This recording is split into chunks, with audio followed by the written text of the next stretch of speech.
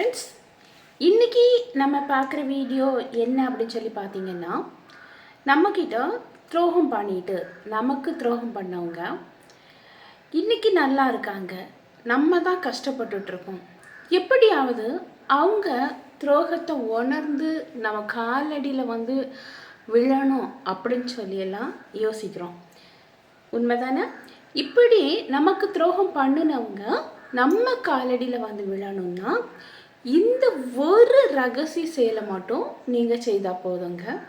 நிச்சயமாக அவங்க துரோகம் செய்தவங்க அவங்க துரோகத்தை உணர்ந்து நம்ம காலடியில் விழுவாங்க. இது உங்கள் வாழ்க்கைக்கு பயனுள்ளதாக இருக்கும் அப்படின்னு சொல்லி நினைக்கிறேன். அதனால் லாஸ்ட் வரை ஸ்கிப் பண்ணாமல் பாருங்கள். இப்போ நம்ம வீடியோக்குள்ளே போகலாமா? பாருங்க, ரொம்ப ரொம்ப ரொம்ப நம்பின உறவு, ரொம்ப உயிராக நினச்ச உறவு, ரொம்ப நம்பிக்கை வச்ச உறவு இன்னைக்கு துரோகங்கிற ஒரு வலைகளை நம்மளை விழ வச்சுட்டு அவங்க என்னமோ சந்தோஷமாக ரொம்ப ஹாப்பியாக வாழ்ந்துட்டுருக்காங்க. கொஞ்சம் வேற அவங்க தவறு பண்ணியிருக்கிறோம் அப்படிங்கிறத உணராத ஒரு பர்சனாக வாழ்ந்துட்டுருக்காங்க. இப்படிப்பட்ட அந்த உறவுகள் எப்படியாவது என் காலடியில் விழணும், அவங்களுக்கு சரியான பாடத்தை நான் புகட்டணும், அவங்க தவிர அவங்க உணரணும் அப்படின்னு சொல்லி எல்லாம் உள்ளுக்குள்ளே என்னவோ துரோகம் அனுபவிக்கிறவங்களுக்கு மனசு இதை நினச்சிக்கிட்டே இருக்கும். ஆனால் பாருங்க, துரோகத்தை செய்தவங்க வாழ்க்கையில் ரொம்ப நல்லா இருக்கிற மாதிரி இருப்பாங்க. ஆனால் துரோகத்துக்கு உள்ளானவங்க, நம்பி ஏமாந்தவங்க இன்னைக்கு வாழ்க்கையில் கஷ்டப்பட்டது மாதிரி இருக்கும். அதாவது அவங்க துரோகம் பண்ணிட்டு சந்தோஷமாக இருப்பாங்க, இவங்க அந்த துரோகத்தை நினச்சி நினச்சி அழுதுட்டு இருப்பாங்க. பாருங்க, முதல்ல அந்த துரோகி உங்கள் காலடியில் விழணும் அப்படின்னு சொல்லி யோசித்தீங்கன்னா ஒன்றே ஒன்று புரிஞ்சுக்குங்க, நீங்கள் கண்கள்லேருந்து கண்ணீர் சிந்தாதீங்க. ஏன்னா துரோகம் பண்ணவங்களுக்கு நீங்கள் அழும்போது கவலை வராது. ஐயோ, நமக்காக நம்ம செய்த துரோகத்துக்காக கண்ணீர் வடிக்காங்களே அப்படின்னு சொல்லி யோசிக்கவே மாட்டாங்க. பாருங்க, இப்படி துரோகம் பண்ணினவங்கெல்லாம் அவங்க வாழ்க்கையில் எந்த ஒரு தவறு செய்யாதது மாதிரி வெளியில் நடித்து வாழ்ந்துட்டு இருப்பாங்க. அடுத்தவங்க பார்வைக்கு அவங்கள பார்க்கும்போது இவங்களே மாதிரி ஒரு நல்ல பர்சனை பார்க்க முடியாது அப்படின்னு சொல்லி பேசுகிற அளவுக்கு அவங்க நடிப்பு இருக்கும். ஏன்னா அவங்களுடைய முகமூடி அடுத்தவங்களுக்கு தெரியக்கூடாது அப்படிங்கிறதுல கவனமாக இருப்பாங்க, நல்லவங்களாக நடிச்சுட்டு இருப்பாங்க. அப்போ நான் இது எதனால இதை சொல்கிறேன் அப்படின்னா, ஒருவருடைய வெளி தோற்றத்தை வச்சோ வெளியில் பேசக்கூடிய அந்த வார்த்தைகளை வச்சோ அவங்க நல்லவங்கன்னு மட்டும் நீங்கள் முடிவு பண்ணிடக்கூடாது. அதனால் ஒருத்தங்க கூட பேசி பழகும்போது தான் அவங்களுடைய உண்மையான முகம் தெரியுமே தவிர, ஒரு நாள் 2 நாள் பேசுகிறதுனால இல்லைன்னா வெளியில் பார்க்குறதுக்கு ரொம்ப லுக்காக பியூட்டிஃபுல்லாக இருக்கிறதுனால அவங்க நல்லவங்க அப்படின்னு சொல்லி மட்டும் நம்பி ஏமாந்துடாதீங்க அப்படின்னு சொல்லுவேன். ஏன்னா இவங்க முகமூடி தரித்த ஒரு நபர் அப்படின்னு சொல்லலாம். ஓகே, இப்போ நம்பிக்கை துரோகம் பண்ணினவங்க அவங்களுடைய துரோகத்தை நினச்சி அவங்க உணர்ந்து நம்மக்கிட்ட வரணும் அப்படின்னு சொல்லி விரும்புனீங்கன்னா நிச்சயமாக இந்த செயல்களை செய்யணும். முதல்ல கண்ணீர் வடிக்கக்கூடாது, அழுறதுக்கு ஒரு ஃபுல் ஸ்டாப். எதுக்கு அழணும்? நீங்கள் அவங்கள ஏமாத்தலை, அவங்க தான் உங்களை ஏமாற்றியிருக்காங்க. பாருங்கள், துரோகம் பண்ணினவங்க இன்னமும் அவங்க வாழ்க்கையில் ஏதோ பெருசாக சாதிச்சிட்டது மாதிரி ஹாப்பியாக வாழ்ந்துட்டுருப்பாங்க. ஆனால் நீங்கள் தான் அவங்கள யோசித்து அழுதுட்ருக்கீங்க. அழ வேண்டியது அவங்கங்க, நீங்கள் கிடையாது. இதை முதல்ல புரிஞ்சுக்குங்க. ரெண்டாவது, அவங்கள போய் கெஞ்சுறது, ஃபோன் கால் பண்ணுறதெல்லாம் வேண்டாம்.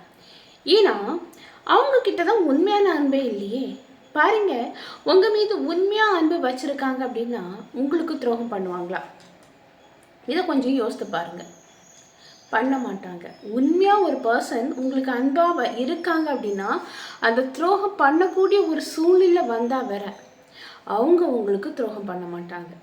அதனால் அவங்களுக்கு கால் பண்ணுறது, அவங்களுக்கு மெசேஜ் பண்ணுறது இதெல்லாம் வேண்டாம்.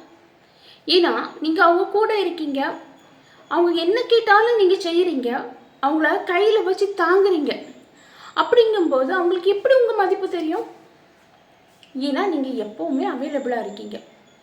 அதனால் கால் பண்ணுறது, மெசேஜ் பண்ணுறது, பின்னால் கெஞ்சிட்டு இருக்கிறது இதெல்லாம் வேண்டாம். என்னால் முடியலையே அவங்ககிட்ட பேசாமல் அப்படின்னு சொல்லி நீங்கள் இப்போ சொல்கிறீங்க, மனசுக்குள்ளே யோசிக்கிறீங்க.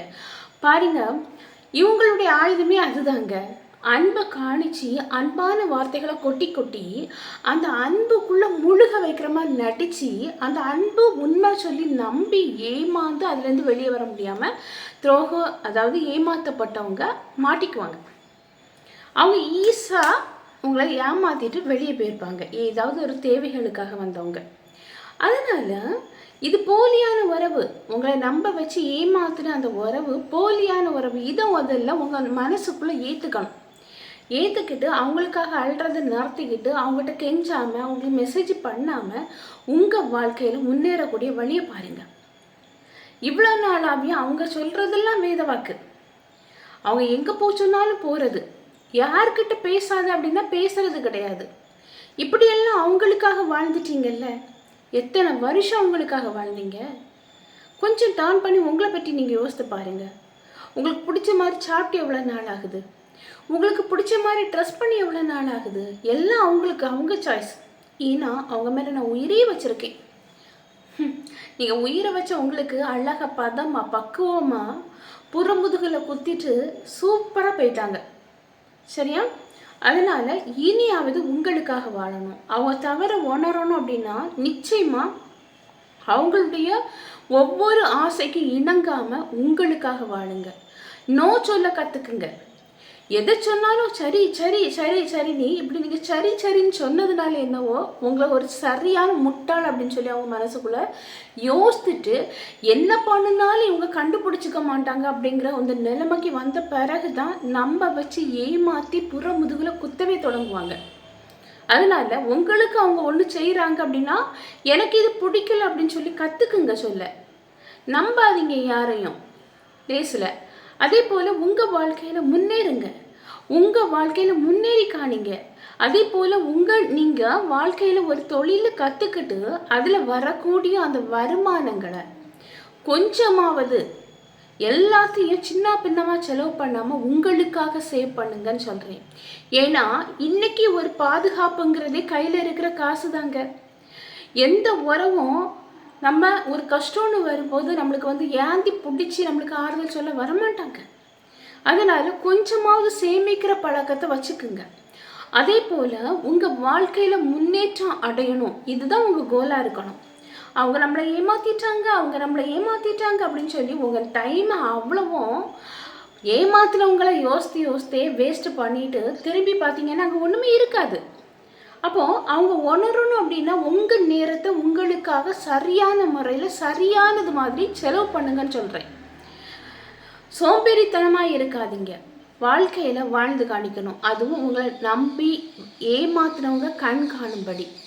இன்றைக்கி பாருங்கள், எத்தனையோ லவ்வர்ஸ் நல்லா பேசி பழகிட்டு லாஸ்ட்டில் எல்லாமே அனுபவிச்சுட்டு லாஸ்ட்டில் சொல்லுவாங்க மேரேஜ்னு ஒன்று பார்க்கும்போது எங்கள் வீட்டில் சம்மதிக்கலை.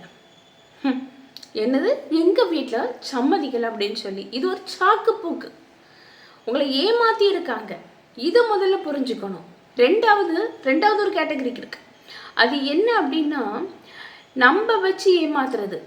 ஒன்று ஒரு நாள் வாழ்ந்தாலும் உன் கூட தான் வாழ்வேன் அப்படின்னு சொல்லி டைலாக் பேசுவாங்க.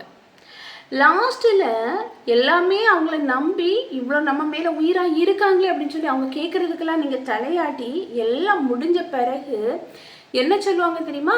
காதலையும் காமத்தையும் போட்டு கன்ஃபியூஸ் பண்ணாத, எனக்கு உனக்கிட்ட இருக்கிறது காமம் மட்டும்தான் அப்படிம்பாங்க.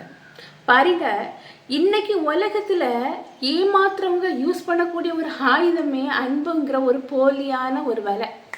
இதை நம்பி உள்ளுக்குள்ளே போய் மாட்டிக்கிட்டு அதுலேருந்து வெளியே வர முடியாமல் கண்ணீர் வடிக்கிறவங்க எத்தனையோ பேரும்.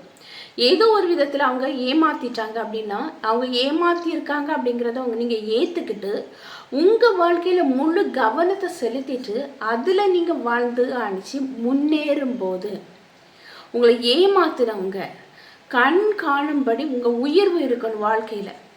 ஐயோ இவங்களை போய் ஏமாத்திட்டேமே அப்படின்னு சொல்லி ஃபீல் பண்ணக்கூடிய அந்த தருணங்கள் தான், உங்கள் உயர்வு தான் அவங்கள உங்கள் காலடிக்கு வர வைக்கும்.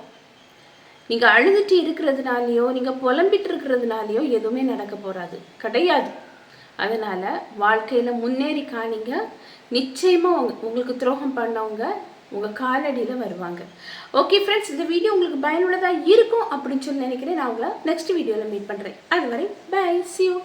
இந்த வீடியோ பிடிச்சிருந்ததுன்னா லைக் பண்ணுங்கள், ஷேர் பண்ணுங்கள், சப்ஸ்கிரைப் பண்ணுங்கள். பக்கத்தில் இருக்கிற ஆளுங்கிற பட்டனை கிளிக் பண்ணிக்கிங்க. அப்போ தான் நான் போடக்கூடிய வீடியோ உங்களுக்கு உடனுக்குடன் அப்லோட் ஆகும். நான் உங்களை நெக்ஸ்ட் வீடியோவில் மீட் பண்ணுறேன். அதுவரை பை, see you.